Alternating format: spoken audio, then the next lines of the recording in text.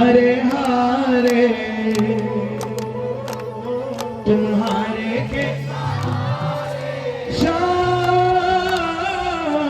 हरे हरे तुम्हारे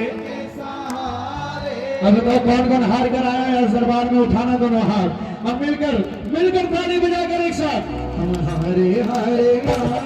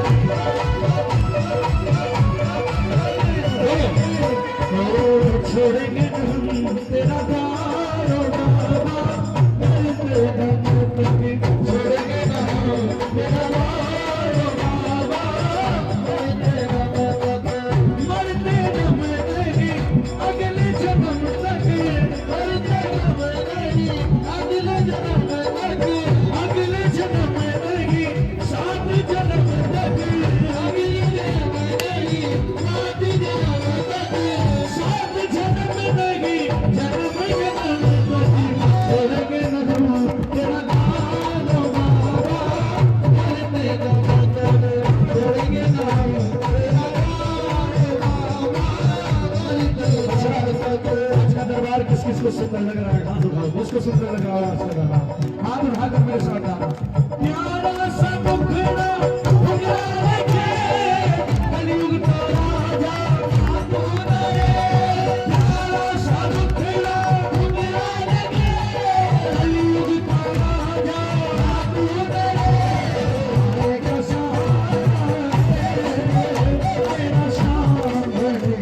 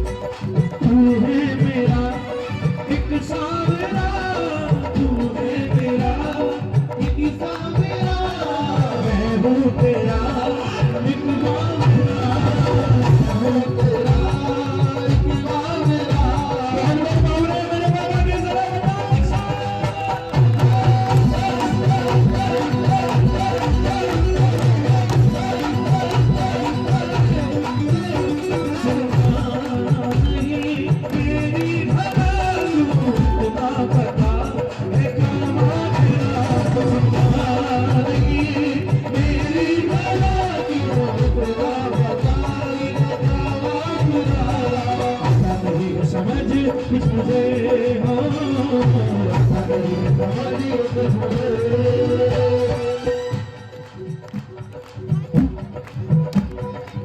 ध्यान भटक गया। हरे हरे हरे टेम्पो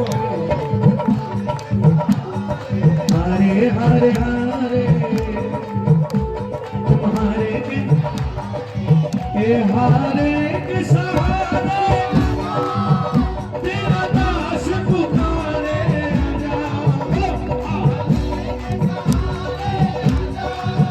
तेरा दास पुकारे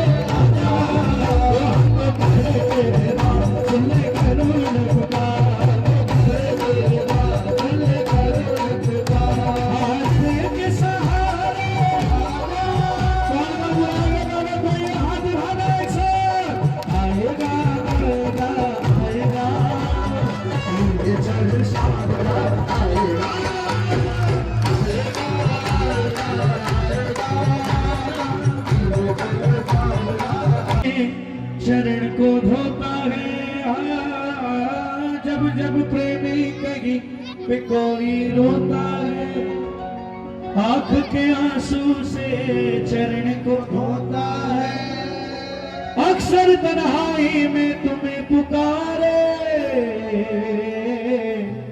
नाज़ोरी दिल पे चले क्यों हम हारे हारे